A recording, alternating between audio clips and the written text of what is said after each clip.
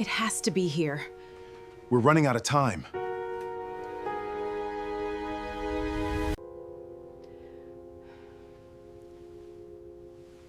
Maybe you're right. Maybe I forgot. We need to go. My passport was exactly where I had left it the night before, locked inside the top drawer of my bedroom dresser. At least it had been before my daughter came over. "Mom, you probably moved it and forgot," Brooke said, digging through my suitcase while Grant checked his watch. "We're going to miss the flight." I stood there silently, watching my own daughter pretend to search for something I already knew she had taken. What Brooke didn't know was that I had read her messages the night before. One sentence was still burning in my mind. "Once Mom is stranded here, we'll have enough time to finish everything before she realizes what happened." So I lowered my eyes and whispered, "Maybe you're right. Maybe I forgot." And Brooke smiled. That was when I knew I couldn't confront her yet. "If you were in my place, would you expose your own daughter immediately or pretend you knew nothing until you discovered what she was really planning? Tell me in the comments. And if stories about family betrayal and finding the strength to protect yourself speak to you, please like this video and subscribe. Because what I discovered after Brooke left for the airport changed the way I saw my daughter forever. 3 weeks before my passport disappeared, I still believed the trip to Italy was my daughter's way of giving me something I had forgotten how to give myself. A reason to look forward to tomorrow. My husband William had been gone for almost 2 years by then. We had been married for 43 years, and for most of those years our lives had been tied together not only by love children and ordinary routines, but by a business we had built from almost nothing. Hayes Custom Homes began with one used pickup truck, a rented office barely large enough for 2 desks, and a stack of unpaid invoices William kept inside a metal filing cabinet. William understood houses. I understood numbers. He could walk through an empty lot and describe the home that ought to stand there. I could look at 6 months of expenses and tell him whether we could afford to build it. People often assumed I had simply been the owner's wife. William never did. "You're the reason I know whether we're making money or just looking busy," he used to tell me. For years, I handled payroll budgets, insurance tax records, vendor accounts, and eventually much of the financial planning for our company. As Hayes Custom Homes grew throughout the Raleigh area, we hired accountants and office staff, but I never stopped understanding where our money was or why it was there. That mattered later, because one of the most painful parts of what Brooke did wasn't simply that she tried to deceive me. It was that she needed everyone, including me, to believe I had become incapable of understanding my own life. After William died from a sudden heart attack, I lost my sense of direction for a while. I would wake up at 6 because that was when he had always gotten out of bed. Sometimes I would make 2 cups of coffee before remembering there was nobody sitting at the other end of the kitchen table. Eventually, I sold the operating side of Hayes Custom Homes. I didn't want to run construction projects without William, but selling the company did not mean selling everything we had spent decades building. We still owned investments, retirement accounts, our home, and several pieces of property acquired over the years. I managed those things myself. Brooke knew that. At least I thought she did. She was 41, our only daughter, and for most of her life we had been close. She married Grant Miller 18 years earlier, and their son Caleb was 16. Caleb had William's quiet way of observing people. He was the kind of boy who noticed when my porch light needed replacing and changed it without announcing what he had done. After William died, Brooke began checking on me constantly. At first I was grateful. She called every morning. She brought groceries I hadn't requested. She started dropping by after work. "Just making sure you're eating," she would say. "I never saw anything sinister in it. Why would I? She was my daughter." Then one Sunday afternoon, Brooke came into my kitchen carrying a glossy travel brochure. She placed it beside my coffee. "I have an idea." That smile of hers reminded me of the little girl who used to crawl into our bed on Saturday mornings with elaborate plans for the day. "What kind of idea, Italy?" I laughed. "Italy, Rome, Florence, maybe Venice. 10 days. You, me, Grant, and Caleb." I stared at her. "I haven't traveled internationally since your father died." "That's exactly why you should." Something in my face must have changed because Brooke reached across the table and covered my hand. "Dad always wanted to take you back." She was right. William and I had visited Italy once when we were younger, before Brooke was born. For our 40th anniversary, he had planned to take me again. We never made it. Brooke squeezed my hand. Maybe this is how we finally do it for him. That broke through every objection I had. I said yes. For the next several days, Brooke became almost comically enthusiastic. She sent me hotel photographs, restaurant recommendations, museum options, and possible day trips. When I offered to help arrange things, she refused. "Nope. You've organized everyone else's life forever. Let somebody take care of you for once." It sounded loving, and perhaps part of it was. That is what makes betrayal difficult to understand afterward. Looking back, we want every smile to have been fake and every kindness calculated. Life is rarely that simple. I believe Brooke loved me. I also believe she was already beginning to justify things no loving daughter should ever justify. The first strange conversation happened while she was checking my passport expiration date. We were sitting at my dining table. "Where do you keep your other important documents?" she asked casually. "What other documents? Property stuff. Dad's estate papers, the trust, things like that." I looked up. "What does that have to do with Italy?" "Nothing. I was just thinking about emergencies." She laughed softly. "You know me. I overthink everything. I let it go." A few days later, she asked whether Rebecca Collins was still handling my legal affairs. "Yes." "And Dad's trust?" "Rebecca handles what needs handling." Brooke nodded. Then came another question. "Do you still own all that property Dad bought?" I put down my coffee. "What property?" She shrugged. "The different lots, investments, whatever you guys kept after selling the company. You've suddenly become very interested in estate planning." Her expression tightened for half a second. Then she smiled. "I'm interested in you." I wanted to believe that answer. So I did. But the questions continued. Where did I keep deeds?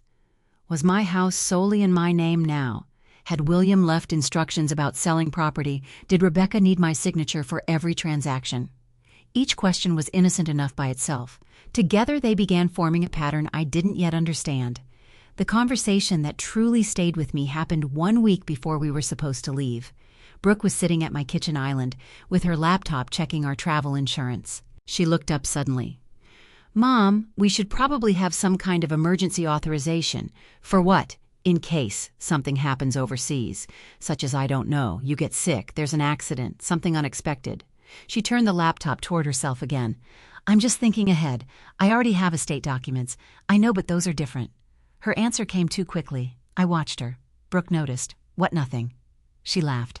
"You're looking at me like I'm trying to steal your identity. It was meant as a joke." I smiled because she smiled. Neither of us laughed very much. Then she asked the question I would remember later. "If you were overseas and something happened, who would legally be allowed to sign something for you?" My stomach tightened. "Sign what? Anything? Bank documents, property papers, medical forms, those are very different things." "I know." "Then why are you grouping them together?" Brooke closed the laptop. For the first time, she looked irritated. "Mom, I'm trying to make sure you're protected. I've been protecting myself financially since before you were born. I didn't mean it like that. I hope not." Silence settled between us. Then Brooke came around the island and kissed my cheek. "Forget I asked." I nodded, but I didn't forget. That night, standing alone in my bedroom, I opened the top drawer of my dresser. Inside were my passport copies of my travel documents and several personal papers. I stared at the passport longer than necessary. Something about Brooke's questions had awakened an instinct I hadn't needed in years. I placed the passport beneath a folder, closed the drawer, and turned the small key in the lock. I told myself I was being ridiculous. This was Brooke, my daughter, the child William and I had spent our lives protecting. But as I slipped the key into my jewelry box, I remembered her exact question. Who would legally be allowed to sign something for you? And for the first time since she suggested Italy, I wondered whether the trip was really about taking me somewhere, or about getting access to something while I was gone. Once Brooke started asking questions about my finances, I began noticing things I probably would have ignored before. Nothing dramatic happened at first. That was what made it unsettling. Brooke simply started coming to my house more often. She had always visited, but now she rarely arrived without a purpose. One afternoon, she showed up carrying 3 empty storage boxes and a label maker. "I'm organizing your office," she announced. I laughed. "Did my office ask to be organized, Mom? You have 40 years of paperwork in there. 37. I cleaned it out when we sold the company." She rolled her eyes affectionately. "You know what I mean." I let her help because at the time refusing seemed ridiculous. We spent 2 hours sorting old insurance statements, tax documents, warranty records, and correspondence from Hayes Custom Homes. Brooke kept creating piles. Keep, shred, ask Rebecca. Then she held up a folder containing information about one of my investment accounts. "Do you still manage this yourself, yes? You should really put me on it." I looked at her. Why for emergencies? There was that word again, emergency. Brooke had started using it whenever she wanted access to something. "I already have beneficiaries designated. That's not what I mean. What if you're hospitalized and bills need to be paid? My bills are automated. What if something happens that isn't automated? I'll handle it. She sighed. Mom, you're 68. I waited. She seemed to realize how that sounded. I'm not saying you're old. You just used my age as your argument. I'm saying there's nothing wrong with having help, and there's nothing wrong with not needing it. The room became quiet. Brooke put the folder down harder than necessary. Sometimes you make it really difficult to help you. That sentence stayed with me. Not because it was cruel, because it quietly changed the definition of help. Help was supposed to be something I could accept or refuse. Brooke was beginning to treat my refusal as evidence that something was wrong with me. A few days later, she asked for a spare key to the house. She already knew the garage code, so I asked why she needed one. What if the power goes out? The garage door has a manual release. What if you fall? I have my phone. What if you can't reach it? I smiled faintly. You've prepared an impressive number of disasters. She didn't smile back. Why are you making this a big deal? I'm not. I'm asking why you suddenly need a key, because I'm your daughter. There it was again. Not a practical reason, a claim. I eventually gave her a spare key because arguing about it felt more suspicious than handing it over. But something inside me had shifted. That Saturday, Brooke and Grant invited me to dinner at their house. Caleb was there stretched across the couch doing homework when I arrived. Grandma. He jumped up and hugged me. Caleb had grown almost 6 inches in 2 years, but he still hugged me the same way he had when he was 8. Brooke called from the kitchen. Don't let him fool you. He wants you to help with algebra. I can hear you, Caleb said. Dinner was pleasant at first. Grant talked about his renovation company. Brooke complained about airline baggage restrictions. Caleb told me about a history teacher who assigned more reading than he thought should legally be permitted. Then Grant asked something that changed the mood. Have you thought about selling that commercial parcel outside Raleigh? My fork stopped halfway to my mouth. What parcel? The property off the highway. He named the area. I knew immediately which land he meant. William had bought it years earlier when development was still sparse. He believed Raleigh's expansion would eventually reach it. He had been right. I haven't thought seriously about selling it, I said. Grant nodded. With what land is going for there now, you'd probably get north of $8 million. I slowly set down my fork. Brooke looked at him, not casually, sharply. Grant noticed too late. Maybe more, he added. How do you know what it's worth? He took a drink of water, just an estimate. That's a remarkably specific estimate. I work in construction autumn, property values come up. But you knew which parcel I owned? Brooke jumped in. I probably mentioned it, when she shrugged. I don't know. Dad used to talk about it. William had discussed investments with Brooke occasionally. But not current valuations. Certainly not after his death. I watched Grant. He avoided my eyes. Caleb noticed the tension. He always noticed. Brooke quickly changed the subject to Florence. I allowed her to. But later, when I was putting on my coat, Caleb followed me toward the front door. Grandma, yes. He glanced toward the kitchen before lowering his voice. Are Mom and Dad having money problems? The question caught me completely off guard. Why would you ask that? They've been fighting. About what? He shrugged, but his expression told me he knew more than he wanted to say. Just money, I think. I touched his arm. Adults sometimes argue about finances. It doesn't necessarily mean anything terrible. He nodded, but as I drove home, I kept hearing his question. Were Brooke and Grant having money problems? Suddenly, Grant's interest in my land felt different. So did Brooke's questions about accounts. The following morning, I went through my home office alone. Nothing appeared missing. Still, I gathered my most important documents, property records, trust information, account details, and moved them into the locked file cabinet William had once used for company contracts. Then I went upstairs. My passport was still inside the dresser drawer. I picked it up and stared at the navy blue cover. For the first time, I felt foolish for leaving something that important in such an ordinary place. I put it back, locked the drawer, and slipped the key into my jewelry box. As I turned around, I heard footsteps in the hallway. Brooke stood in the doorway. I hadn't heard her come in. She held the spare house key I had given her. Hey, Mom. Her eyes moved from me to the dresser, then to the small key in my hand. What are you doing putting things away? She smiled. Getting paranoid before the trip? May be careful. For one brief second, her smile disappeared. Then it returned. Well, she said lightly, careful is good. She walked downstairs. I remained beside the dresser, listening to her footsteps fade. Brooke had seen me lock that drawer. She knew exactly where I kept my travel documents. And 1 week later, on the morning we were supposed to fly to Italy, that drawer would still be locked. but my passport would be gone.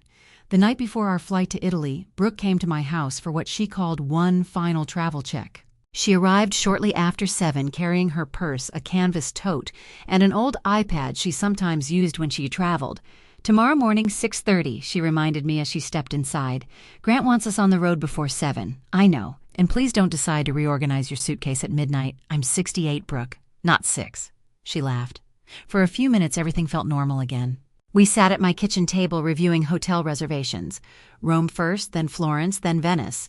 Brooke showed me photographs of a small restaurant she wanted to try near our hotel. I remember thinking how excited William would have been. That thought made me feel guilty for suspecting her. Maybe I had been unfair. Maybe Grant's comment about my property really had been harmless. Maybe Brooke's questions were simply the questions of a daughter frightened by the idea of losing her remaining parent. I wanted that explanation desperately. At around 8, Grant called. Brooke answered and walked toward the back door while they talked. "I'll check," I heard her say. Then she stepped onto the patio. Her iPad remained on the kitchen table. I wasn't paying attention to it. I was putting our printed itinerary into my purse when the screen lit up. A message preview appeared. "Grant." I would have looked away if I hadn't seen one word. "Mom." The preview read, "Just make sure Mom doesn't..." The rest was hidden. I froze. For several seconds I stared at the screen. I knew I shouldn't open it. Those were my daughter's private messages. Then I remembered Grant knowing the value of my land. Brooke asking who could legally sign for me. Brooke standing in my bedroom doorway watching me lock my passport away. My hand moved before my conscience could stop it. I tapped the notification. The iPad opened directly into Brooke's messages. Apparently she had never signed out. The conversation with Grant was already on the screen. I read the newest message first. "Just make sure Mom doesn't change anything tomorrow morning." My heart started beating harder. Above it was Brooke's response from several minutes earlier. "She won't. I know where it is." Where what was? I scrolled upward. Then I saw the word, passport. Grant had written earlier that afternoon, "Passport tonight. Don't wait until morning." "Brooke," I said, "I'll handle it." "Grant, if she gets on that plane, Friday becomes a problem." I stopped breathing for a moment. Friday. We were supposed to be in Florence by Friday. I scrolled again. There were messages going back more than a week. Not hundreds, just enough. Enough to make my hands begin to shake. Grant had asked, "Is the authorization ready?" Brooke replied, "Almost." Then another. "She signed enough of the paperwork. We can make the rest work." I stared at those words. Signed enough? What paperwork? My mind went immediately to the documents Brooke had brought me weeks earlier, the ones she said involved travel insurance and emergency information. I had signed several routine forms. Had something been hidden among them? I kept reading. "Grant, we need her out of the way until closing is done." Brooke, "She'll be in Italy." Grant, "Unless she starts asking questions before then." Several days later, what if Rebecca calls her Brooke? Why would Rebecca know? Seeing my attorney's name made the room feel suddenly smaller. Rebecca Collins had handled our estate planning for years. Why were Brooke and Grant discussing whether Rebecca might call me? Then I reached the exchange that changed everything. Grant had written, "Friday closing is the only chance we have before they start pressing harder." Brooke, "I know." Grant, "Once Mom is stranded here, we'll have enough time to finish everything before she realizes what happened." Stranded here, not in Italy, here, at home. I read it again and again. They were never planning for me to make that flight. The passport wasn't going to be lost accidentally. Brooke was going to take it. My daughter intended to leave me behind while the rest of them flew overseas. But why, if they needed me out of the way, wouldn't Italy have been better? Then I saw Brooke's next message. "She won't know until we're back. By then it'll already be done." Done. What would be done at closing? An authorization. Something involving Rebecca. Something requiring my signature. I heard Brooke laughing outside. I nearly dropped the iPad. I pulled out my phone and photographed the screen. One picture, then another. I scrolled carefully, capturing every message that mentioned me the passport Friday authorization, closing Rebecca, or paperwork. My hands were trembling so badly that I had to retake 2 photographs. Then I returned the conversation to where I had found it and placed the iPad exactly where it had been. I picked up the itinerary. Brooke came through the door less than 30 seconds later. "Sorry. Grant is losing his mind over luggage." She looked at me. "You okay?" For one terrifying moment I thought she knew. "I'm tired. You look pale. Long day." She studied me. Then she smiled. "Well, tomorrow you can sleep on the plane." I forced myself to smile back. "Sounds good." She gathered her things. At the front door, she hugged me. For a second, I almost confronted her. I wanted to ask what she had done. I wanted to demand that she show me every document. More than anything, I wanted my daughter to tell me there was some explanation that would make those messages mean something else. But I remembered William. Whenever something went wrong at the company, he had one rule: don't react until you understand what you're reacting to. So I hugged Brooke back. She pulled away smiling. Tomorrow is going to be perfect. I hope so. After she drove away, I locked the door and returned to the kitchen. I opened the photographs on my phone. This time I read every word slowly. I still didn't understand the whole plan, but I understood enough. My daughter was planning to steal my passport. She believed I knew nothing. And for the first time in my life, I decided that knowing nothing was exactly what I was going to let her believe. I slept for less than 2 hours that night. Every time I closed my eyes, I saw Brooke's messages. Passport tonight, Friday closing. She signed enough of the paperwork. By then, it'll already be done. At 5:30 the next morning, I gave up pretending I might sleep and went downstairs. For 43 years, William had been the person I turned to when something frightened me. Even after he died, I sometimes caught myself reaching for my phone when something happened, as if I could still call him. That morning, I wanted his voice more than I had in months. Instead, I made coffee. Then I waited. At 6:15, I went upstairs and unlocked my dresser drawer. My passport was gone. I stood there looking at the empty space beneath the folder where I had left it. I felt no surprise, only pain. Until that moment, some foolish part of me had still hoped the messages could be explained. Now there was nothing left to explain. At 6:37, Brooke arrived with Grant and Caleb. Brooke entered first, ready almost. I kept my voice deliberately uncertain. I have a problem. Her expression changed instantly. What, I can't find my passport? Grant looked at his watch. Caleb frowned. Brooke stared at me for half a second before rushing upstairs. Where did you put it in my dresser? Are you sure? Yes. She opened the drawer, then the closet, then my suitcase. She checked places no reasonable person would put a passport. Under folded sweaters, inside a toiletry bag, between magazines on my nightstand. Watching her pretend was worse than reading the messages. Mom, she said finally, you probably moved it and forgot. There it was, exactly the version of me she needed. The confused older woman. I lowered my eyes. Maybe? Caleb immediately objected. Grandma doesn't forget stuff like that. Brooke turned toward him. Caleb, please, I'm just saying. Grant stepped into the doorway. We need to leave in 10 minutes if we're going to make check-in. Brooke sighed dramatically. What do you want us to do? I looked at her. For one moment, I considered ending it. I could have said, give me my passport. I could have shown Grant the photographs. I could have called the police. But I still didn't know what Friday closing meant. If I exposed them now, whatever they were planning might disappear before I understood it. So I gave Brooke exactly what she wanted. I don't want everyone to lose the trip because of me. Caleb shook his head. We can stay. No, sweetheart, we can change the flights. Grant spoke quickly. That could cost thousands. Brooke gave him a look, then softened her voice. Mom, are you sure the performance was almost impressive? I'm sure. Brooke hugged me. We'll call you as soon as we land. Then she whispered near my ear. Don't worry about anything while we're gone. I nearly laughed. Instead, I hugged her back. Caleb was the last to leave. He looked miserable. Grandma, I don't like leaving you. I'll be fine. Promise, I promise.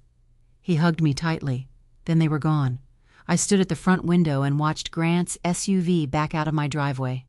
Brooke was in the passenger seat. Caleb looked back through the rear window. I raised my hand. He raised his. The SUV disappeared. I waited another full minute. Then I stopped being confused. I went upstairs and retrieved the phone William had used for business.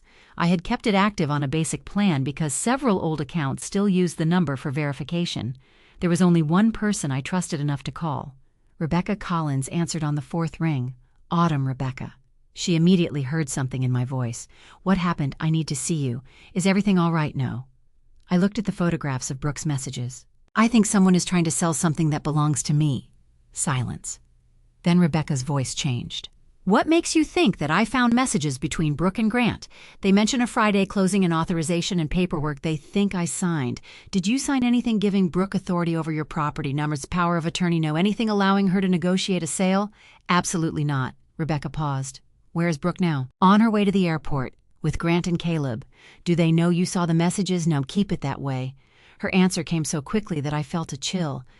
Rebecca, what do you know? I don't know enough yet, but there was an inquiry recently involving property connected to your name. My fingers tightened around the phone. What property? I don't want to speculate until I pull the file. Rebecca. I'm serious, Autumn. Don't call Brooke. Don't accuse Grant, and don't tell them you contacted me. I looked toward the empty driveway. They took my passport. Another silence. I left it in a locked drawer last night. Brooke knew where it was. This morning it was gone.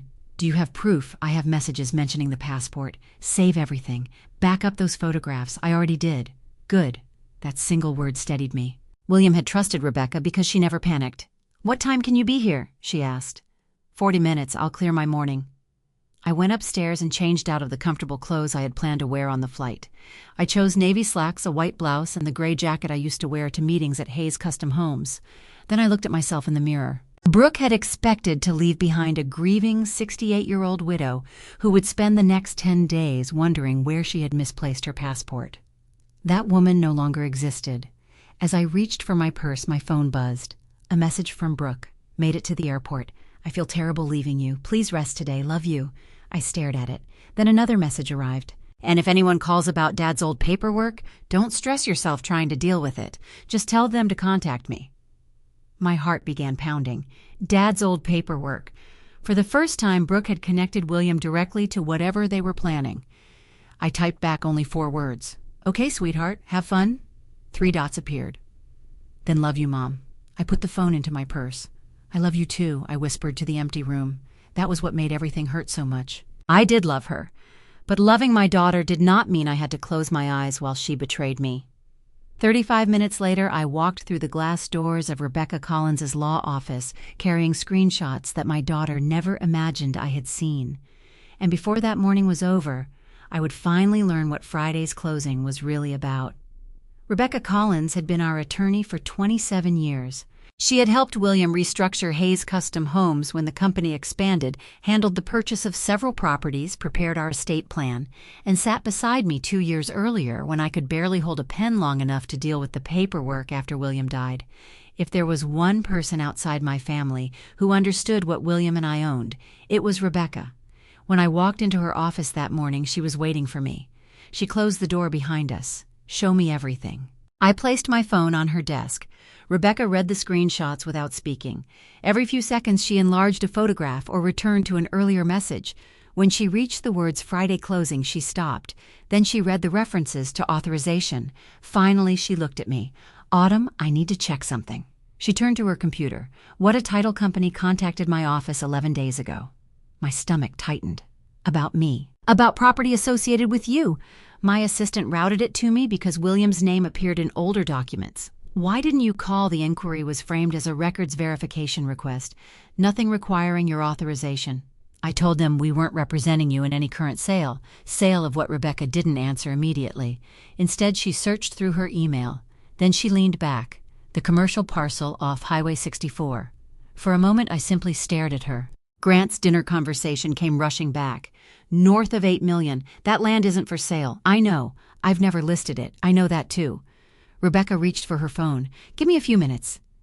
She made 3 calls. I sat across from her listening to fragments.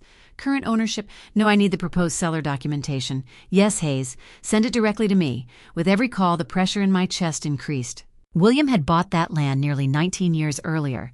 Back then it was mostly scrub trees and open ground beyond the edge of serious development. I had laughed when he first showed it to me. What are we going to build out here? Nothing yet, he had said. William believed Raleigh would eventually grow toward it. He was right. Road improvements and commercial development had transformed the area. We had received offers before. I had rejected them because I wasn't ready to sell. Not because I needed the land, because it was one of William's last long-term decisions, and I wanted to make that decision in my own time. Rebecca's email chimed. She opened an attachment. Her face changed. There's a proposed purchase price. How much? She turned the monitor slightly. $8.4 million. I felt cold. Grant hadn't guessed. He had known. That's the number he was talking about at dinner. Rebecca looked at me. Grant. He told me the property could be worth north of $8 million. When about a week ago. Did you tell him you were considering selling? No. Did Brooke not with my permission? Rebecca returned to the documents. There's a proposed closing Friday. Friday. The word I had been dreading. So that's it. It appears so. They planned to sell my land while they were in Italy. Rebecca's expression remained careful. There's more. She opened another file. The buyer believes your daughter is acting as your authorized representative. I almost laughed because the alternative was crying. Brooke has no authority to sell that property. That's what I thought. Then how did this get this far? Rebecca scrolled. According to this, she has durable power of attorney. The room seemed to tilt. No. Autumn, no. I never gave Brooke power of attorney. Did William he couldn't give someone power of attorney over me? I know. I'm asking whether there was ever another document Brooke might be confusing with this.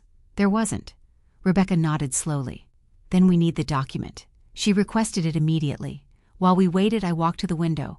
Below us, traffic moved through downtown Raleigh as if this were an ordinary Thursday. My daughter was probably sitting at the airport with coffee waiting to board a plane. And I was discovering that she might have tried to take control of an $8 million property. I don't understand, I whispered. Rebecca came around the desk. Don't try to understand motive yet. She's my daughter, I know. She could have asked me for money. Rebecca didn't answer. That silence hurt. The email arrived 7 minutes later.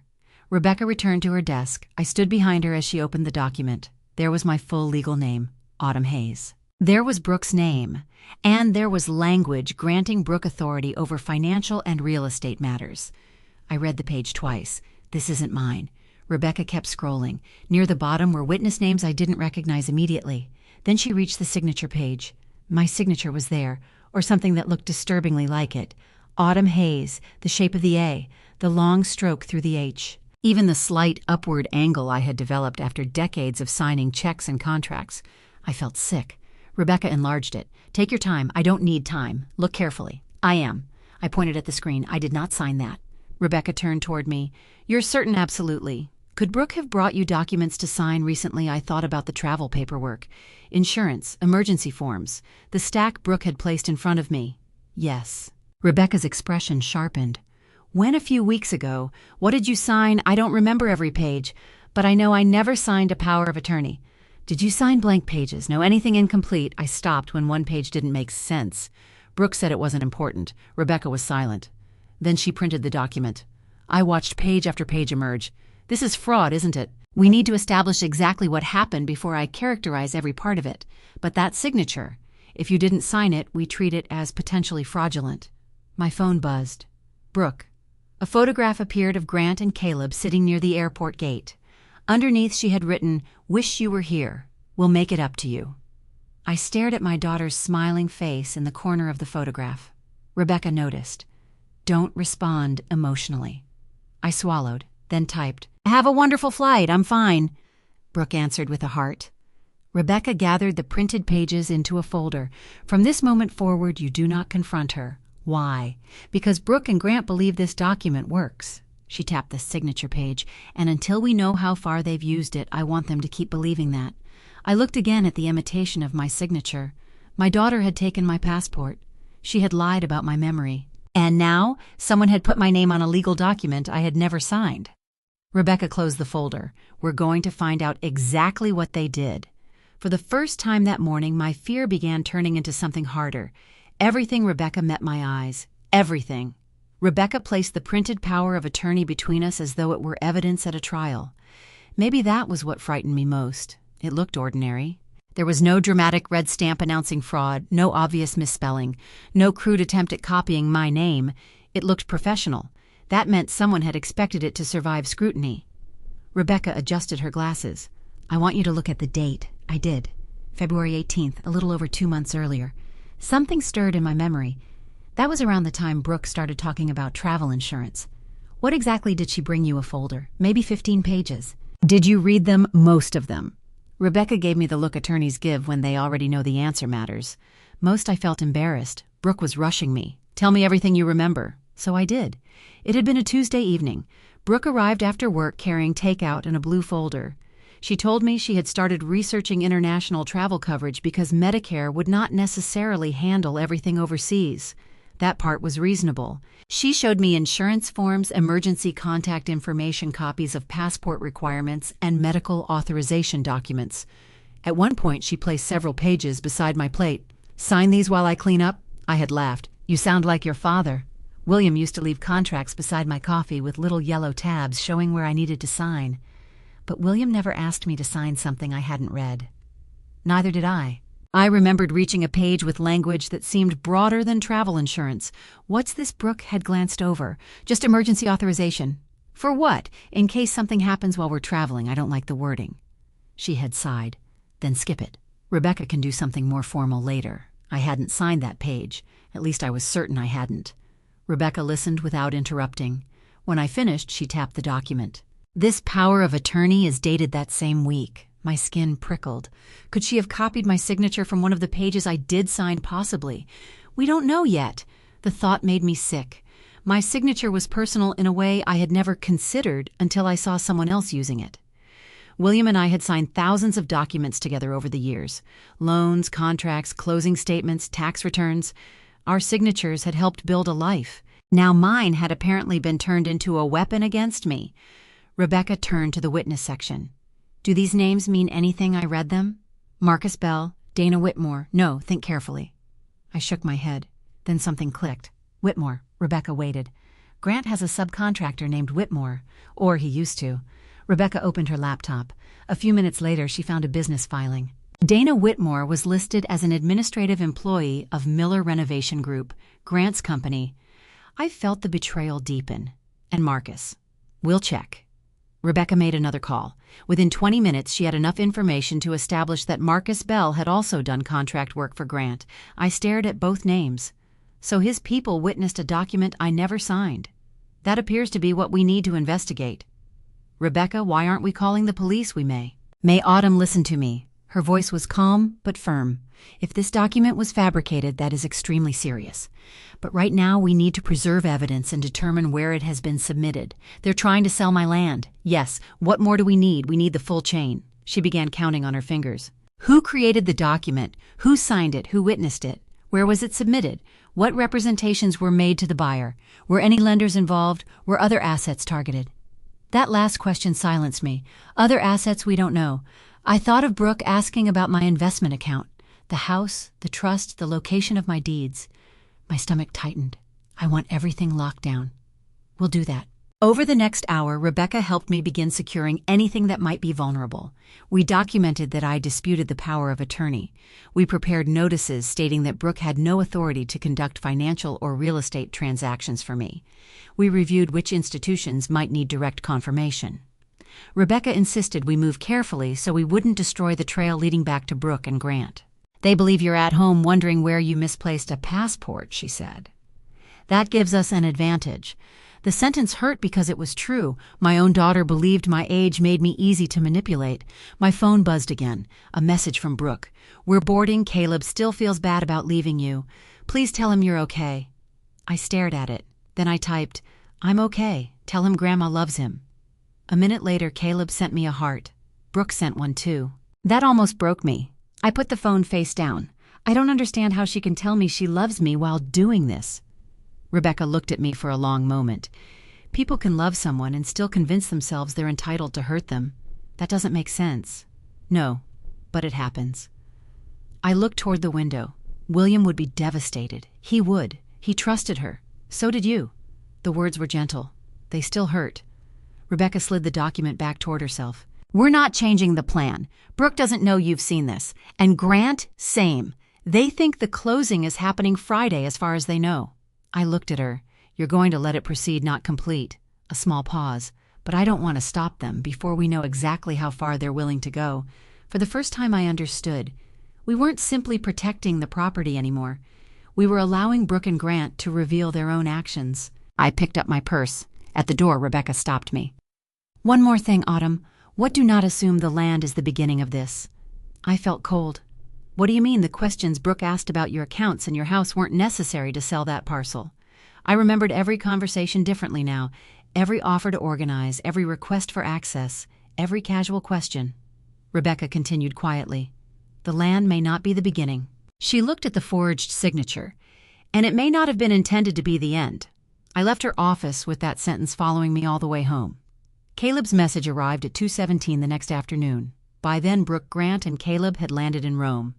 Brooke had already sent me 7 photographs: the airport, the taxi, their hotel room, a narrow street near a cafe, a photograph of Caleb looking exhausted while Grant stood behind him holding 2 suitcases. Every message carried the same cheerful tone. Wish you were here. We're going to bring you back something beautiful. Next year, we'll redo the whole trip. I responded exactly as Rebecca had instructed. Short, warm, normal. Then Caleb's message appeared. Grandma, did Mom really find your passport? I read it twice. My fingers hovered over the screen. Why are you asking, sweetheart? The typing dots appeared, disappeared, appeared again. Finally, can I call you later when I'm alone? Something tightened inside me. Yes, anytime. For the next hour, I barely moved from the kitchen. At 3:26, my phone rang. Grandma Caleb was whispering. Are you all right? Yeah, Mom and Dad went downstairs. What's going on, Silence? Then he asked, Are you mad at Mom? I chose my words carefully. Why do you think I would be another Silence? Because I saw something. My heart began pounding. What did you see? It was before we left, like a few days before. I waited. I went to your house with Mom. I remembered. Brooke had stopped by to bring luggage tags. Caleb stayed mostly downstairs. I was looking for my charger, he continued. I went upstairs because Mom said she might have left one in your guest room. His voice became quieter. When I got to the hallway, she was coming out of your bedroom. I gripped the edge of the kitchen table. What was she doing? She had your passport. For several seconds I couldn't speak. I already knew Brooke had taken it, but knowing and hearing that someone had actually watched her do it were different things. You're sure it was mine? Yeah, blue passport. She opened it and I saw your picture. What happened next? She put it in her purse. Did you ask her why? Yeah. What did she say? Caleb inhaled shakily.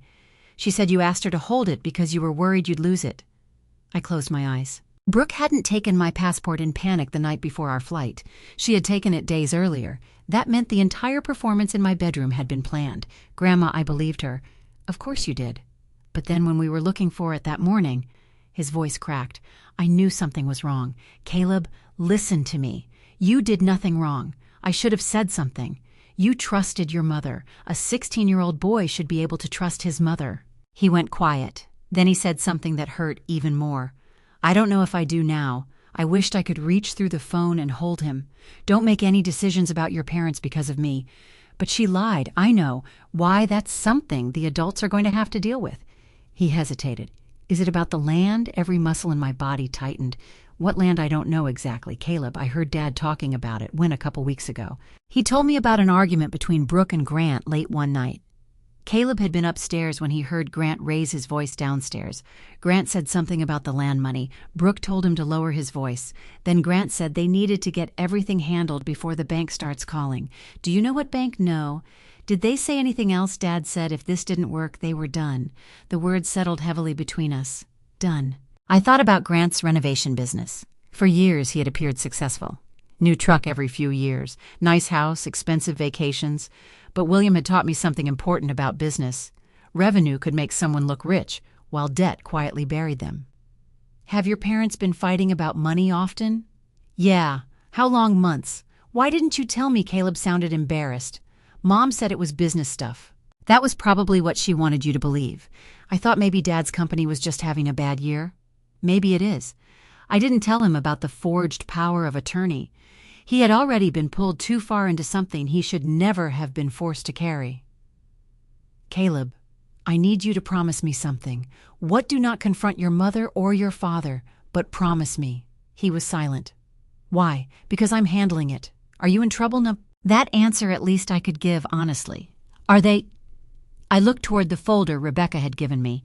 I don't know yet. Caleb exhaled. Okay, I promise, and don't tell them we had this conversation. Okay, go enjoy Rome. He gave a humorless laugh. That feels weird now. I know. Before hanging up, he whispered, I'm sorry, Grandma. You have nothing to apologize for. After the call ended, I sat alone for several minutes. Then I called Rebecca. She answered immediately. I have a witness. To what? Brooke taking my passport. Rebecca became silent. I told her everything Caleb had said, especially the argument about the land money and the bank. When I finished, Rebecca asked, did Grant specify what would happen if they didn't get the money? Only that they were done. That sounds like financial pressure. That's what I thought. We need to understand how serious it is. I looked at Brooke's smiling photographs from Rome. Rebecca. Yes, what if this wasn't greed? She paused. What do you mean? What if they're desperate? That may explain why they did it. Her voice became firmer. It does not excuse it. I knew she was right. Still, I was a mother. Some part of me kept searching for the version of this story where Brooke was trapped rather than cruel. Then I remembered the empty passport drawer, the fake searching, the forged signature. Desperation could explain fear. It could explain bad judgment. But Brooke had looked me in the eyes and encouraged me to doubt my own memory. That required choices. My phone buzzed. Another photograph from Brooke. She and Grant were standing together in front of a fountain smiling. The caption read, "Everything is finally going to be okay." I stared at those words. Maybe Brooke believed them. Maybe she thought Friday's closing would erase every problem. What she didn't know was that Rebecca and I were already looking into Grant's financial situation, and by the next morning I would finally understand why my daughter had decided that stealing from her own mother was easier than asking for help. By 10 the next morning, Rebecca had already found enough to change the way I understood Grant's success. Not everything was available to us, nor should it have been. Rebecca was careful about that. We only reviewed records I had a legal right to see, including documents connected to earlier family loans, property matters, and business information that was publicly filed. But the picture that emerged was clear. Miller Renovation Group was in serious trouble. Grant had expanded aggressively during the previous 3 years. At first, it appeared to have worked. He moved from kitchen and bathroom renovations into full residential remodels. Then he began taking on larger projects, sometimes several at once. More employees, more subcontractors, more equipment, more debt. He grew too quickly, Rebecca said. We were sitting in her office with several documents spread across the table. That doesn't necessarily destroy a company, I said. No, but it makes mistakes expensive. One major renovation had gone badly over budget. Another client had disputed final payment. A third project had been delayed for months, leaving Grant responsible for carrying costs he had expected to recover much sooner. The business that looked successful from the outside was bleeding cash. I thought about the new SUV, the expensive dinners, the photographs Brooke posted from weekend trips. Appearance had hidden reality. How bad, I asked. Rebecca folded her hands. Bad enough that $8 million would look like salvation. I leaned back. There it was, the number connecting everything. Grant hadn't been casually curious about William's land. He had been looking at a rescue boat. Rebecca showed me another document connected to a loan William and I had made to Brooke years earlier when she and Grant purchased their house. Nothing improper had happened with that loan, but the recent financial information Brooke had provided in connection with refinancing revealed something I hadn't known. She had drained a significant portion of her own savings. She was helping him, I said. It appears so. I felt a complicated ache. Brooke had always been loyal to Grant, maybe too loyal. How much enough that I'd be concerned? I stared at the numbers. For the first time, I could imagine the conversations inside their home. Grant terrified of losing his company. Brooke terrified of losing the life they had built. Bills, banks, deadlines. Then one of them remembered my land. $8.4 million. To me, it was an asset William and I had held for years. To them, it must have looked like the answer to every problem. But it wasn't theirs. That was the line they had chosen to erase. I returned home shortly after noon. Brooke had sent another message. "Florence tomorrow. You would love it here." Then, "Are you doing okay by yourself?" I stared at the question. She had made sure I was by myself. "I'm fine," I replied. "Just relaxing." Her answer came immediately. "Good. You deserve some rest." I put the phone down before anger made me careless. Then I opened the screenshots from her conversation with Grant. I had read them several times, but now I understood the financial pressure behind them. Certain lines meant more. Grant: "If Friday falls apart, I don't know what else to do." Brooke: "It won't." Grant: "Your mom could stop this with one phone call. Brooke: "She won't know." I kept scrolling. Then I found a section I hadn't fully absorbed the first night because I had been focused on the passport. Grant had written, "What happens when she figures out where the money went?" Brooke replied, "We're not taking all of it." I felt my stomach turn. Grant: "That isn't the point." Brooke: "We stabilize everything, then we deal with Mom." Deal with Mom. I forced myself to continue. Grant: "She could cut you out." Brooke's response appeared beneath it. "She won't. I'm her only daughter." Then another message. "And honestly, what does she need all that money for?" I stopped. I read it again. Grant answered, "That's not our decision." For the first time, strangely, Grant's words sounded more hesitant than Brooke's. Then came the message that broke something inside me. "Brooke, it's basically ours eventually." I stared at the screen until the words blurred. Eventually. There are words that become cruel only when placed in the right sentence, eventually meant after I died. My daughter had taken something that might someday become part of her inheritance and moved it forward in her mind. She had stopped seeing my property as mine. She had begun seeing it as hers, delayed only by the inconvenience of my still being alive. I covered my mouth, and then I cried. Not loudly, not dramatically. I simply sat at the kitchen table where William and I had eaten breakfast for decades, and let tears run down my face. $8.4 million didn't make me cry. I could have survived losing money. What devastated me was realizing Brooke had apparently measured my remaining life against what she expected to receive afterward. Maybe she had never consciously thought, I want my mother gone. I didn't believe she had. But something almost as painful had happened. She had begun treating my future as less important than hers.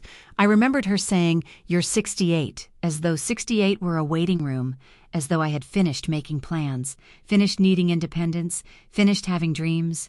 I looked toward William's empty chair. What happened to her? I whispered. Of course he couldn't answer. My phone rang. Rebecca. We've confirmed the title company has been given instructions for Friday, she said. Can we stop it? Yes. Then stop it. A pause. We can block completion immediately, but I think we should preserve the closing process long enough to document what Brooke and Grant attempt to do when direct verification is required. I wiped my face. You want them to think it's still alive, for the moment. I looked again at Brooke's message. It's basically ours eventually. Something inside me hardened. Not into revenge, into clarity. All right, are you sure? Yes. I closed the screenshots. For weeks they've been deciding what I know, what I need, what I'm allowed to control. I stood and walked toward the window, let them keep believing that for one more day. Because by then I understood something Brooke had forgotten. William and I had not spent 43 years building a life so someone else could decide when I was finished living it. The hardest part of pretending to know nothing was continuing to sound like Brooke's mother, not an angry mother, not a suspicious mother. The version of me she expected. At 8:12 Thursday morning, she sent a photograph from Florence. Caleb stood near a stone bridge with his hands in his jacket pockets. Grant was behind him staring at his phone. Brooke wrote, "Beautiful morning. Wish you were here." I typed, "Me too. Have a wonderful day." Then I placed my phone on Rebecca's conference table. Was that convincing enough? Rebecca almost smiled. Perfect. I hated that word. Nothing about this was perfect. Rebecca had spent the morning contacting the title company and the buyer's attorney. She was careful not to accuse anyone prematurely. She simply informed them that I disputed Brooke's authority to act for me and that no transfer of my property could occur without direct verification from me. Then I signed a formal statement. I had never authorized Brooke Hayes to sell the commercial parcel. I had never knowingly executed the power of attorney being presented. I had never approved the proposed $8.4 million transaction. My signature at the bottom of that statement felt different from the false signature we had seen. This one belonged to me. Rebecca slid the document into a folder. That protects the immediate transaction, so the closing is canceled. Completion is blocked. But the process hasn't been abruptly shut down. I understood why. If Brooke and Grant believed everything had collapsed because I had discovered them, they would stop communicating openly. Rebecca wanted the record preserved. I wanted answers. By early afternoon, the first sign of panic appeared. Brooke texted random question. Has anyone called the house about some old property paperwork? I stared at the message. There was nothing random about it. I waited 6 minutes before responding. No. What paperwork? The typing dots appeared immediately, then disappeared, then returned. Probably nothing. Grant thought someone might contact you about an old issue from Dad's company, William's company. Again, she was using her dead father as cover. I felt anger rise into my throat. Rebecca, sitting across from me, shook her head gently. Stay calm. So I typed, "Okay, I haven't heard anything." Brooke answered, "Good. Don't worry if you do. Just tell them I'm handling it." I handed the phone to Rebecca. She's checking. Yes. She wants to know whether I've been contacted, which means someone has contacted them. Rebecca was right. 20 minutes later, she received confirmation that direct verification had been requested. The title company would not accept Brooke's authority without further review. Friday's closing was no longer moving smoothly, and somewhere in Florence, my daughter knew it. At 3:40, Grant called me. That surprised both of us. I let it ring twice before answering. "Hello." "Hey, Autumn." His voice was too cheerful. "Grant, how's Florence? Great. Beautiful?" There was a pause. "Listen, Brooke mentioned someone might call you about some old paperwork." So she said, "It's nothing serious." "What is it?" Another pause. "Just something connected to one of William's old properties." My grip tightened around the phone. "One of William's properties?" "Yeah, some administrative stuff." "What kind?" He cleared his throat. "I'm not totally sure. Brooke understands it better." That almost made me laugh. Grant had known the property's approximate value before I did. Now he supposedly didn't understand the paperwork. Well, I said if someone calls, I'll tell them to speak with Rebecca. Silence. It lasted only 2 seconds, but it was enough. "Rebecca Collins." "Yes, is she still handling your legal stuff?" "She has for years." "Sure, of course." His voice had changed. "I just didn't want you stressing over something while we're away." "That's thoughtful." When the call ended, Rebecca looked at me. That worried him. Good. The word escaped before I could stop it. Rebecca didn't criticize me.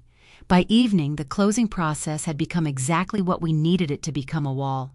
Every path Brooke and Grant expected to use now required something they did not have: me, my direct consent, my real signature, my voice.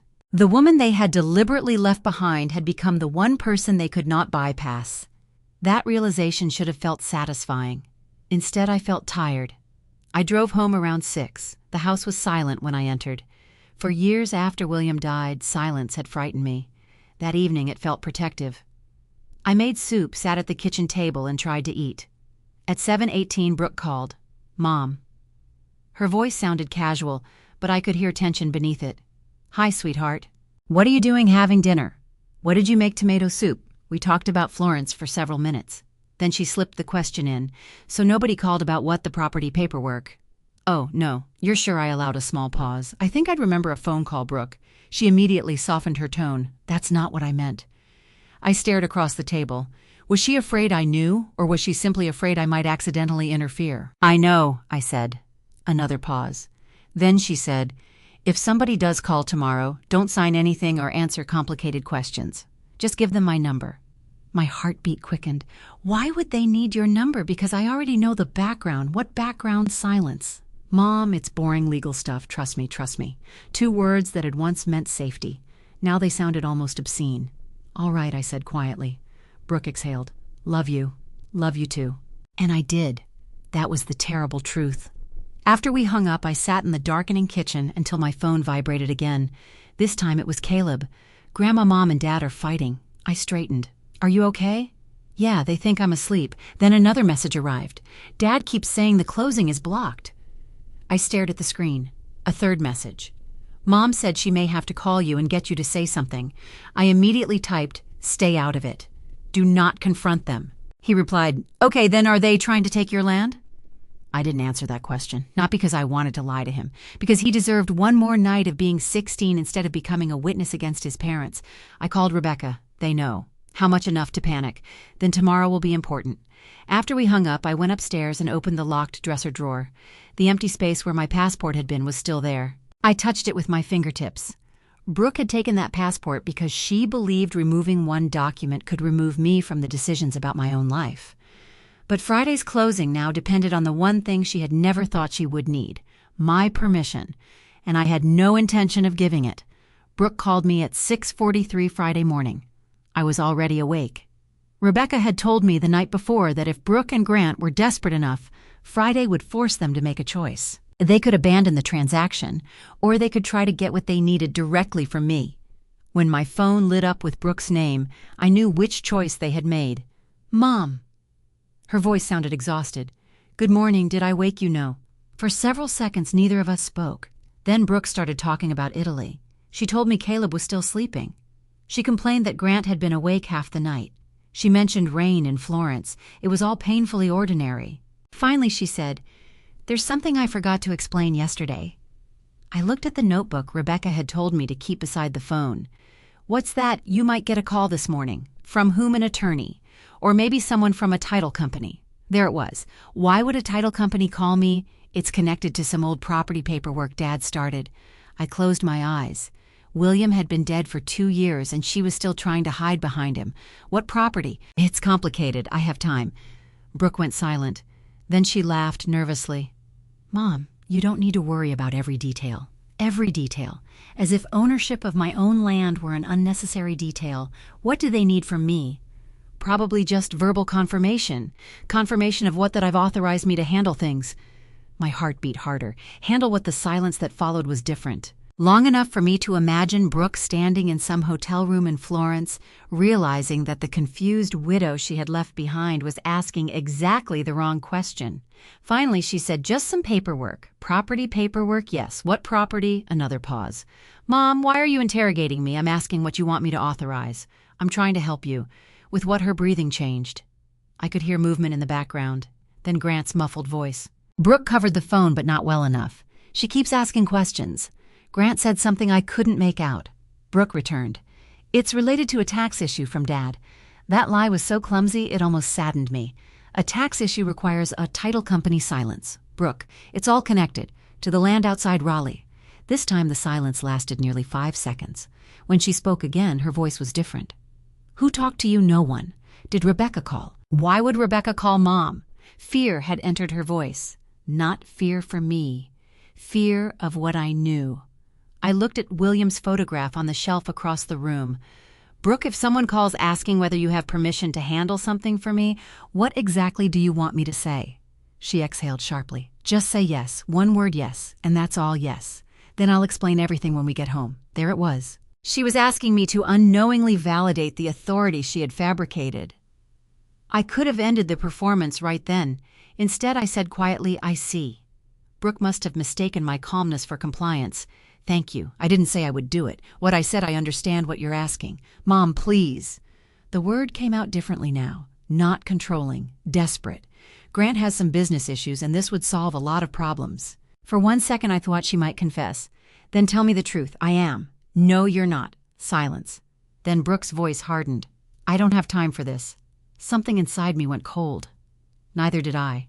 "Then maybe you shouldn't have started something that required my permission." She inhaled sharply.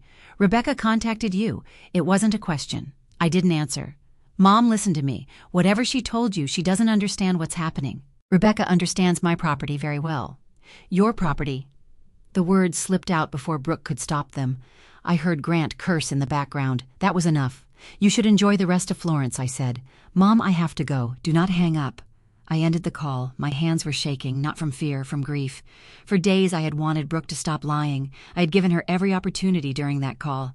She could have said, "We're in trouble." She could have said I made a terrible mistake. She could have asked for help. Instead, she asked me to participate in my own deception. I called Rebecca immediately. I told her exactly what Brooke had said. Rebecca had already documented the transaction dispute and preserved the relevant communications. "The important thing," she said, "is that you did not authorize anything." "I didn't." "Good. Do you think they'll stop now?" Rebecca paused. "I think they know the transaction is finished." That should have relieved me. Instead, I looked towards the empty dresser upstairs. What happens next? That depends on them. An hour later, Caleb messaged me. "Grandma, something bad happened." I responded immediately. "What, Mom and Dad are screaming at each other." "Are you safe?" "Yes, I'm downstairs in the hotel lobby." That relieved me slightly. Then he wrote, "Dad said Mom should have told you the truth." I stared at the sentence. Another message arrived. "Mom said if they come home, they can fix it." Come home? When I don't know. 30 minutes later, he sent another message. They changed the flights. My stomach tightened. "For when tonight?" I called Rebecca. "They're coming back. Early, yes." Rebecca was quiet. "Then don't meet them alone if you feel unsafe. I'm not afraid of Brooke." I stopped. That sentence no longer felt as certain as it once had. "I'm afraid of what she's become willing to do." Rebecca understood the difference. That evening, Brooke sent one final message. "Family emergency. We're coming home early. We need to talk." I read it several times. No apology, no explanation, just "we need to talk." For weeks, Brooke had controlled the questions. Where were my documents? Who could sign for me? What did I own? Who had access? Now I had one question for her, a simple one. When my daughter walked back through my front door, I was going to look her in the eyes and ask, "Where is my passport?" And this time I wasn't going to let her change the subject. Brooke arrived at my house at 4:18 Saturday afternoon. I'd been expecting her since Caleb texted me from the airport that morning. We landed. Mom barely talked the whole flight. I told him I loved him and asked him not to involve himself in whatever happened next. I should have known that was no longer entirely possible. At 4, Rebecca called. "Do you want me there, Narodum?" I need to hear what my daughter says when there isn't an attorney sitting beside me. Rebecca was quiet. Then call me immediately afterward. I will. And if you feel threatened, I know. When the doorbell rang, I was sitting in the living room. For one strange second, I remembered Brooke at 8 years old ringing that same bell repeatedly because William had locked the front door while washing the car. I opened it. Brooke stood there. Grant was behind her. Caleb stood several feet farther back. Brooke looked exhausted.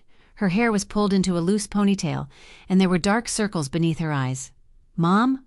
Brooke, can we come in?" I stepped aside. Grant entered without looking at me. Caleb hugged me. His arms tightened around me for a second longer than usual. That told me everything about how their flight home had gone. Brooke remained standing. "We need to talk about Rebecca." "No," she blinked. "What?" "We need to talk about my passport." Her face changed, only slightly, but I saw it. "Mom, we have bigger problems right now. I don't. Please don't do this. Where is my passport?" Grant looked toward Brooke. She avoided him. "I don't know." "You don't know, no. So you didn't take it?" "Of course not." The lie came easily. Too easily. "Then where did it go?" Brooke threw up her hands.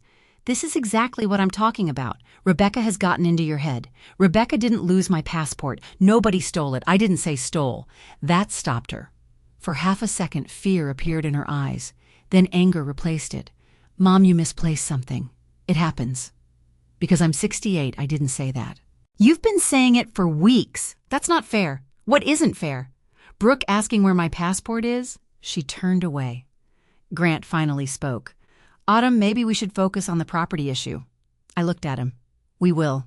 Then I turned back to my daughter. "After Brooke tells me where my passport is." Brooke's voice rose. "I don't know, Mom." Caleb's voice came from behind her. Everyone turned. He looked terrified. Not of me, of what he was about to do. Caleb, Brooke said sharply, "Go upstairs." He didn't move. "Mom, I saw you take it." Silence. Absolute silence. Brooke stared at her son. "What I saw you?"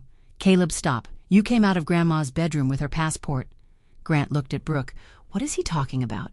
Brooke's face drained of color. "He's confused." "I'm not." "Caleb, you put it in your purse." Brooke stepped toward him. "I told you Grandma asked me to hold it, but she didn't." Caleb's voice cracked. "You lied to me!" Something passed across Brooke's face then that I had not seen before. Shame. It lasted only a moment. "Go wait in the kitchen." "No, Caleb, leave him alone," I said. Brooke spun toward me. "You dragged my son into this. I did nothing of the kind. You've been talking to him behind our backs. He called me because he knew something was wrong." Grant rubbed both hands over his face. "Brooke, did you take the passport?" She looked at him. That reaction told me something. Grant had known about the plan, but apparently he hadn't expected their son to witness it. "Answer him," I said. Brooke crossed her arms. "This is ridiculous." I felt strangely calm. Friday closing. Her eyes snapped toward mine. Grant froze. I continued. "Authorization." Brooke said nothing. "The commercial parcel outside Raleigh." Grant sat down. Brooke remained standing. I watched the understanding reach her face. She knew. Not everything I knew, but enough. "Who told you?" she whispered. "No one had to." "Rebecca." I shook my head. "Try again." She stared at me. Then I said the words that ended the last illusion between us. "I read your messages." Brooke went completely still. "What messages?" "The ones on your iPad." Her lips parted. I continued. "Passport tonight." She closed her eyes. Friday closing. Grant looked down. "Once Mom is stranded here, we'll have enough time to finish everything before she realizes what happened." Caleb looked from his mother to his father. Brooke sank slowly into the chair opposite me. "You went through my messages." The accusation was almost unbelievable. "Yes, you invaded my privacy." I stared at her. "You stole my passport." She flinched. "You tried to sell property I own." "Mom, you presented a power of attorney carrying a signature I never made." Grant stood. "Brooke, we need to go." "No." I looked at him. "You wanted to discuss the property. Sit down." He didn't. Brooke suddenly spoke. "You don't understand what was happening. Then explain it. You're making it sound like we were trying to rob you." "What would you call it?" "We were trying to fix something with $8.4 million of my property." Her face tightened. "You weren't using the land." There it was, the first crack. I leaned forward. "That made it yours?" "No." "Then why did you need a forged authorization?" Brooke looked toward Grant. He looked away, and for the first time since she walked into my house I saw panic replace anger, because denial was running out of places to hide. Caleb spoke quietly. "Mom, just tell Grandma the truth." Brooke looked at her son. Her eyes filled with tears. Then she looked at me. For one fleeting moment I saw my little girl again, not the woman who had lied to me. The child who used to climb into my lap when she was afraid. I was going to tell you, she whispered, when she didn't answer. After the land was gone, after everything was fixed. And what exactly were you going to fix? Grant turned toward the window. Brooke stared at the floor. Then she said the words I had been waiting to hear since the night I saw those messages. Grant's company is failing. No one moved. Brooke wiped her face. We were going to lose everything. I looked at her. And you decided the solution was to take something from me? Her expression hardened through the tears. You have no idea how desperate we were. No, Brooke. My voice remained quiet. You have no idea how many chances I gave you to tell me. She looked up, and I knew the worst truth was still coming, because desperation could explain why my daughter wanted the money. It could not explain why she believed she had the right to take it. For several seconds after Brooke admitted Grant's company was failing, nobody spoke. The house felt unnaturally quiet. Caleb stood near the doorway, staring at his parents. Grant remained by the window. Brooke sat across from me with tears on her face. I should have felt victorious. I had caught them. The land was safe. The closing had been stopped. But there was no victory in watching your daughter fall apart in the room where you once helped her with homework. How bad is it? I asked. Grant finally turned around. Bad. Brooke looked at him sharply. Don't. He ignored her. We expanded too fast. I took on projects I shouldn't have taken. How much do you owe? That doesn't matter, Brooke said. It mattered enough for you to steal my passport. Her face tightened. I took it. The words came out quietly. Caleb looked down. There it was. The confession I had been waiting for. You took my passport. Yes. When? A few days before the flight. Why? Brooke wiped her cheeks. Because we needed time. You needed me to miss the trip. Yes. I stared at her. You stood in my bedroom and pretended to search for something you knew was in your possession. I panicked. No, panic is something you do without planning. You planned that. She flinched. I didn't want to hurt you. Then why did you tell me I was forgetting things I needed you to believe you misplaced it? Caleb turned away. Brooke saw him. Her face crumpled. Caleb, don't. His voice was barely audible. That one word seemed to hurt her more than anything I had said. I took a breath. Now tell me about the power of attorney. Brooke's eyes moved toward Grant. He shook his head. Don't put that on me. Her expression changed. You found the people. You knew what it was. You said it would never hold up unless stop. My voice cut through both of them. I looked at Brooke. Did you know my signature was on a document I never signed? She didn't answer. Brooke. Yes. I closed my eyes. Even after everything Rebecca had uncovered, some part of me had hoped Grant had done that without her knowledge. That hope disappeared. Did you approve it? Brooke whispered. Yes. Caleb left the room. Caleb, she called. He kept walking. A bedroom door closed upstairs. Brooke covered her mouth. I let the silence remain. Then I asked the question that had been haunting me. Why didn't you ask me? She looked up. What for help? Her expression became defensive. You wouldn't have given us $8 million. You didn't need $8 million. We needed enough to stop everything from collapsing. So you could have come to me. You would have said no. You don't know that. Yes, I do. Her voice exploded through the room. You would have asked questions. You would have wanted documents. You would have told Grant to sell things, close projects, restructure debt, yes. She stared at me. That's exactly what I would have done. You would have treated us like children. No, I would have treated you like adults responsible for your decisions. Grant looked away. Brooke stood. You don't understand what it feels like to watch everything disappear. I almost laughed. I buried my husband. She froze. Don't tell me I don't understand loss. That's not what I meant. You were willing to forge my signature because you didn't want me asking questions. We were going to fix it with my property. You weren't using it. The words came out so sharply that even Brooke seemed surprised. I stared at her. She continued, that land has been sitting there for years because I chose to keep it. For what? That is none of your business. I'm your daughter, and that does not make my property yours. I never said it did. You didn't have to. Her breathing became heavy. Grant stepped forward. Brooke, stop. But she had crossed into the place where desperation becomes anger. No, she needs to hear this. Hear what Brooke looked directly at me. You have the house, retirement accounts, investments, more money than you could spend. I felt something inside me go very still. And we were about to lose everything, so why does one piece of land matter more than your daughter and grandson Caleb's name made me angry? Do not use that boy to justify this. I'm trying to protect his future, no. You were trying to protect the life you and Grant couldn't afford. She recoiled. Grant closed his eyes. Brooke began crying again. I thought we could sell it, stabilize the business, and replace what we used. You were going to replace an $8 million property, not all of it. That isn't the point. She shook her head. You don't need it. Again, those words. You keep saying that because it's true. According to whom, Brooke looked at me as though the answer should have been obvious. You're 68, Mom. There it was. Not old enough to stop living, but old enough apparently for my future to count less. I stood. And what does 68 mean to you? That's not what I meant. Then explain it. She couldn't. I stepped closer. Do you think I'm finished traveling? No. Finished making decisions? No. Finished choosing what happens to things William and I spent 40 years building? Stop twisting my words, then give me the words you mean. Brooke's face was red. She was frightened, humiliated, furious. And then she said it.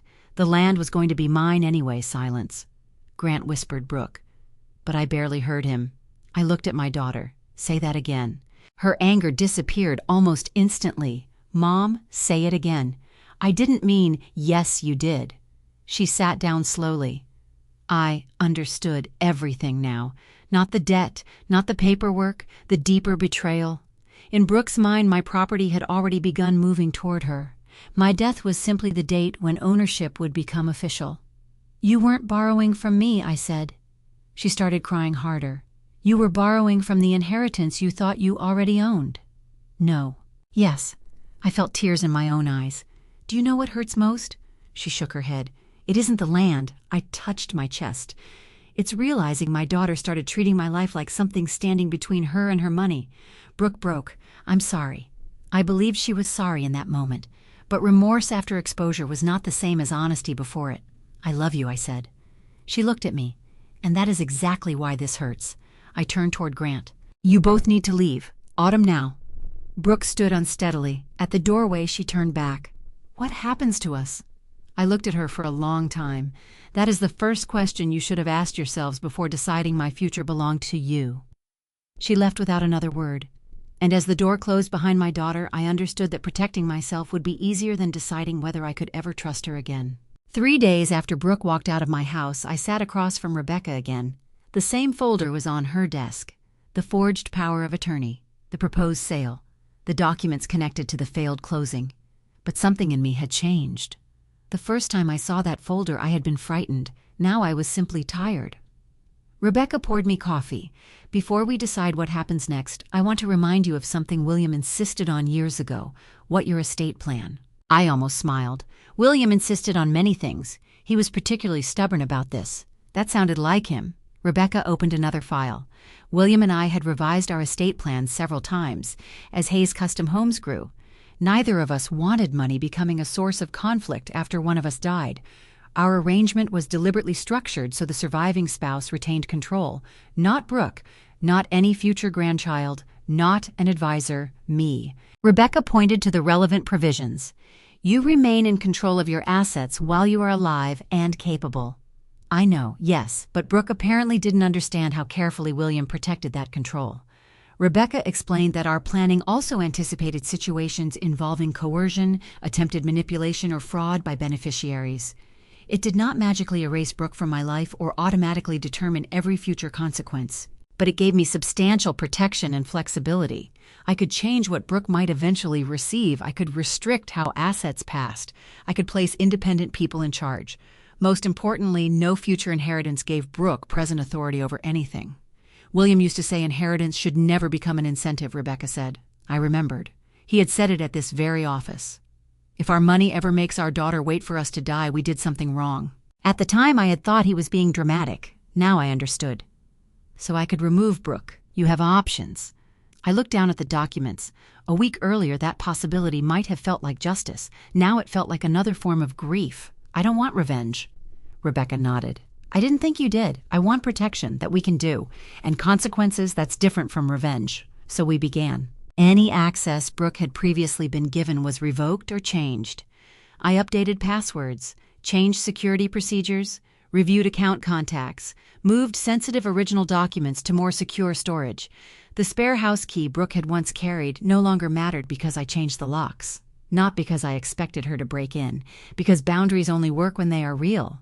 Rebecca formally disputed the false power of attorney and ensured the necessary parties knew Brooke had no authority to represent me. The proposed $8.4 million transaction was dead, completely. The land remained mine.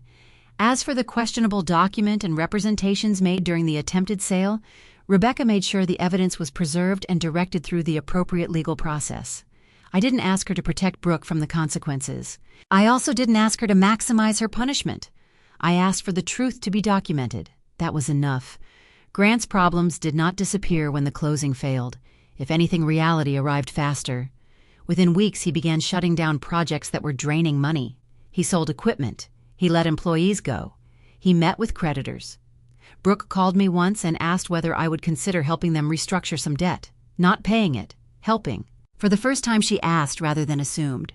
I still said no, not because I wanted them to suffer, because I knew any financial involvement from me would blur the boundary they needed to understand. You have to solve this without my assets, I told her. She was quiet. Then she said, I understand. I wasn't sure she did. But it was a beginning. Caleb was harder. He came to see me the following Saturday. We sat on the back porch. For 10 minutes, he said almost nothing. Then he asked, are Mom and Dad going to jail? The fear in his voice broke my heart. I don't know exactly what every consequence will be. Are you trying to make that happen? No, he looked at me. I'm trying to make sure what happened can't happen again. He nodded. Do you hate Mom? No. The answer came immediately. I'm angry with her. I don't trust her right now, but I don't hate her. How can you not? Because loving someone and approving of what they did are not the same thing. He stared at the yard. I told her I don't know if I can trust her.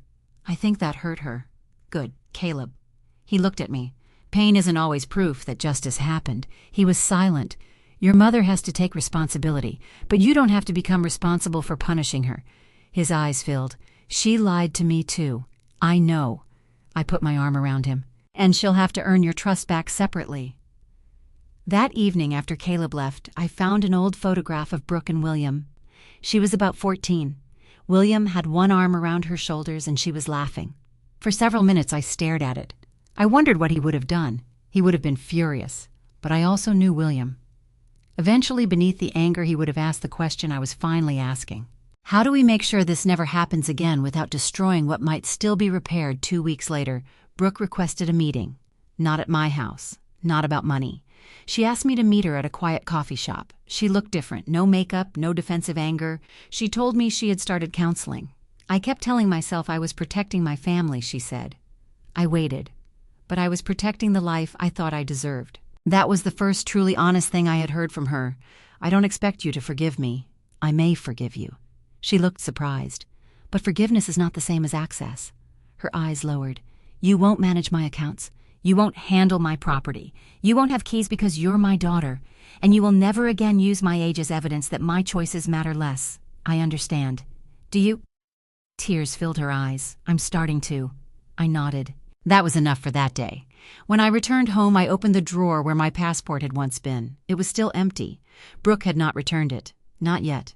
But for the first time, the empty space didn't frighten me, because she could keep the passport a little longer. She could no longer keep my voice, my signature, my property, or my future. Those belonged to me again. And if Brooke ever wanted a place in that future, she would have to enter it differently. Not as someone waiting to inherit my life, but as a daughter willing to respect it. 6 months after the trip to Italy that I never took, the commercial parcel outside Raleigh still belonged to me. I didn't sell it. I didn't keep it out of spite either. For the first time since William died, I sat down with Rebecca and reviewed the property as an investment rather than as a memory of my husband. That distinction mattered.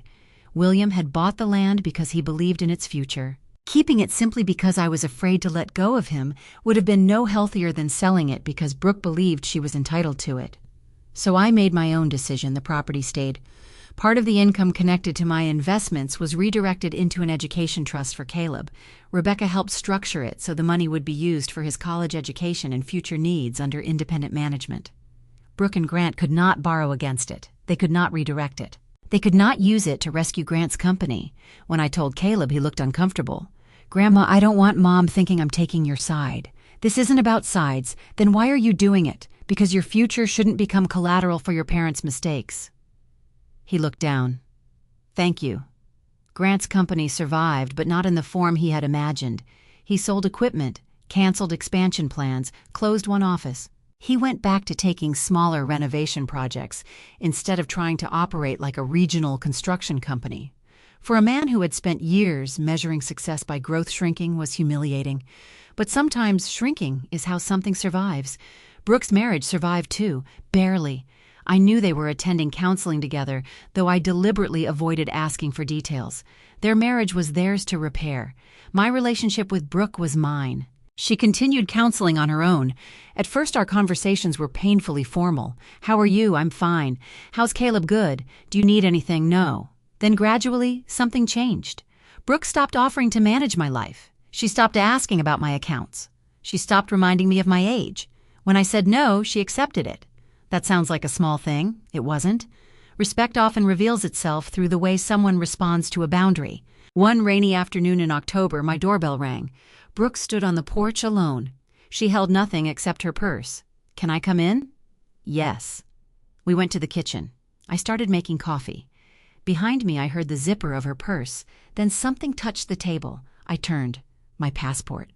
For a moment neither of us spoke. The navy cover looked absurdly ordinary, such a small object. Yet seeing it again brought back the airport morning, the empty drawer, the fake searching, and Brooke telling me I had probably forgotten where I put it. "Where was it?" I asked. "In my desk." All this time, she nodded. I couldn't figure out how to give it back. "You could have walked through the door." I was ashamed. I sat opposite her. Brooke touched the edge of the passport. "I used to open that drawer and see it." Her voice trembled. "And every time I did, I remembered you standing in your bedroom apologizing because you thought you were ruining our trip. I never thought that." She looked up. "What I knew you had taken it, I know that now. No, I mean that morning, I already knew." Brooke closed her eyes. "I hate remembering what I did." "You should." She looked surprised by my answer. I continued gently. "But shame is useful only if it changes what you do next." Tears filled her eyes. For months I had imagined what I wanted her apology to sound like. In reality, the words she chose were simpler. "I'm sorry I started treating your life like something I was waiting to inherit." My throat tightened. Brooke wiped her cheek. I kept telling myself the land would eventually come to me anyway. Somewhere along the way I stopped hearing how ugly that sounded. I looked at my daughter. "You made me feel as though my future mattered less because I had already lived more years than you." "I know. I may have 20 years left. I may have 20 months. Neither gives you ownership of tomorrow. I know." This time I believe she understood. Not completely. Trust doesn't return because someone finally finds the right sentence, but understanding had begun. Brooke waited. Maybe she expected me to hug her. I didn't. Instead, I stood and poured 2 cups of coffee. "Cream?" She gave a tearful laugh. "You know I take it black. I wanted to see if you remembered." She laughed again. So did I. It was the first time we had laughed together since before Italy. I placed her coffee down. "Sit." She did. And we talked. Not about money. Not about the land. About Caleb. About counseling. About William. About ordinary things. That afternoon did not erase what happened.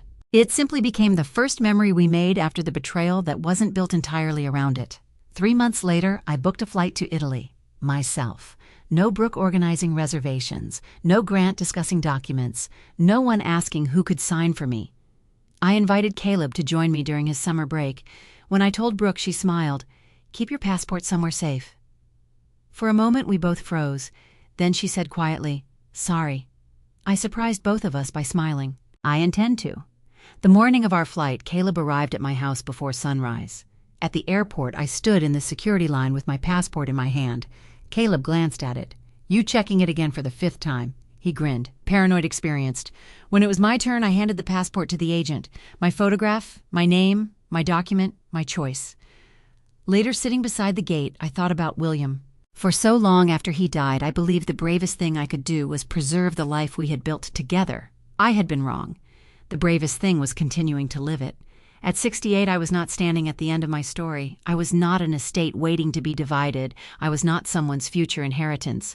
I was a woman with places left to see decisions, left to make mistakes, left to survive, and mornings I had not yet lived. I looked down at the passport resting safely in my hand. Brooke had once hidden it because she believed taking away my ability to leave would make it easier to control what belonged to me. In the end, she taught me something neither of us expected. Freedom isn't simply being able to go wherever you want. Freedom is knowing your love for someone does not give them authority over your life. I could forgive my daughter. I could leave the door open for healing. but I never again had to surrender the key. When our flight was called, Caleb stood and picked up his backpack. "Ready, Grandma." I slipped my passport into my purse, then I smiled, absolutely, and this time nobody was leaving me behind. What happened with Brooke taught me that betrayal is not always committed by someone who hates you. Sometimes it comes from someone who loves you but has slowly convinced themselves that their needs matter more than your boundaries. That can make it even harder to recognize. Brooke didn't wake up one morning and decide to become a cruel daughter. Fear, financial pressure, entitlement, and desperation slowly changed the way she justified her choices. But understanding why someone hurts you does not mean you must excuse what they did. Love without respect can become control. Help without permission can become intrusion.